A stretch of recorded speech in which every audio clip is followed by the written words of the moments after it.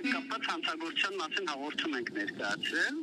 Բնականաբար հաղորդման մեջ ոչ նշել ենք հնարավոր պարտադրողների կամ այսինքն մենք նույնիսկ որևիցե մանրամաս չգիտենք։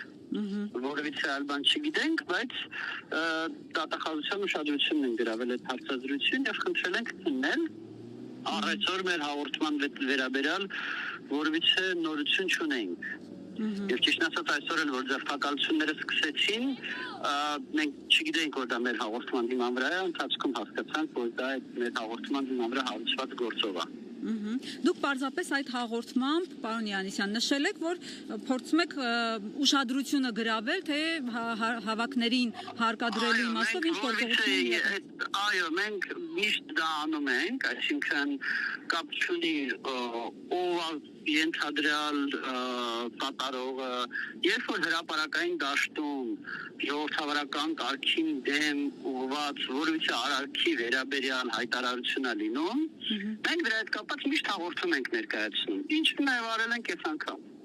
Այսինքն դա մեր դեպքում ստանդարտ բան է, հաղորդման մեջ ենթադրյալ կատարողների անուններ, բաներ, առավելևս եկեղեցականների անուններ ոչինչ չկար։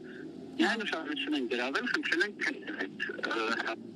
Հասկացա, պարոն Յանիսյան, քանի որ նշեցի, ես ուղիղ եթերում եմ, այս պահին ուղիղ եթեր ենք իրականացնում առաջնորդարանի մոտից, մեր զրույցը նաև մի շարք լրատվամիջոցներ են լուսաբանում, փորձենք տեսնել այլ լրագրողներ հարցեր ունեն, հա, եթե ձեզ հարմար է նաև պատասխանեք ուրիշ լրագրողների հարցերին։ Նարեկ ունես հարց։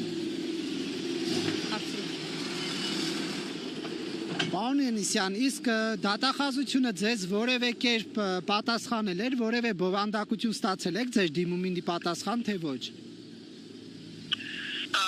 Չէ, ինչքանով որ հասցրեցինք հասկանալ, մենք այդ հաղորդմանն պատասխան ոչինչ չենք ստացել եւ որովհետեւ խաբար չունենք մենք այդ հաղորդման վերաբերյալ։ Այսինքն գրավոր չեն պատասխանել եւ արձագանքը միանգամից ձերբակալությամբ է եղել։ Հա, ճիշտ եմ հասկանում։ Ես չեմ հիշում, որ պատասխան եկած լինի։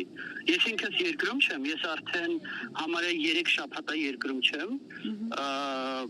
բայց ես չեմ հիշում, որ դատախազությունը մեզ պատասխանած լիներ, որ վարույթ են հարուցել։ Պարզ է, շնորհակալ ենք, պարոն Յան։ Այսինքն հետագա ընթացքի մասին ես գիտեմ նույնքան ինչքան բոլորդ։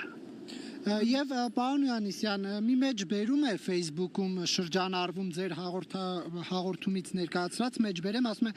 քանի որ հավաքներին մասնակցել է թե հին, թե նոր քրեական օրենսգրքով արգելված արարք է։ Մասնակցել է չէ, այդտեղ տարածքալ կա, այդտեղ վրիպակ կա, ոչ թե մասնակցել է, այլ մասնակցելուն պարտադրել է։ Բնականաբար հավաքին մասնակցելը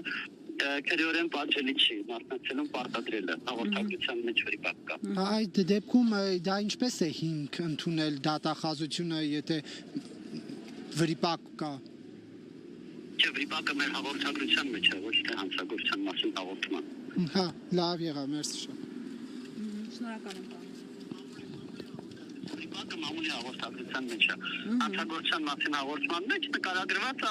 նկարագրված է թե արարքը երբ է քրեականացվել, եւ արարքը քրեականացվել է 21 թվականի մայիսին, բայց քանի որ խոսքը 21 թվականի նախընտրական քարոզարշավի մասին է, դա հունիսին է եղել եւ արդեն այդ ժամանակ քրեականացված արարքը։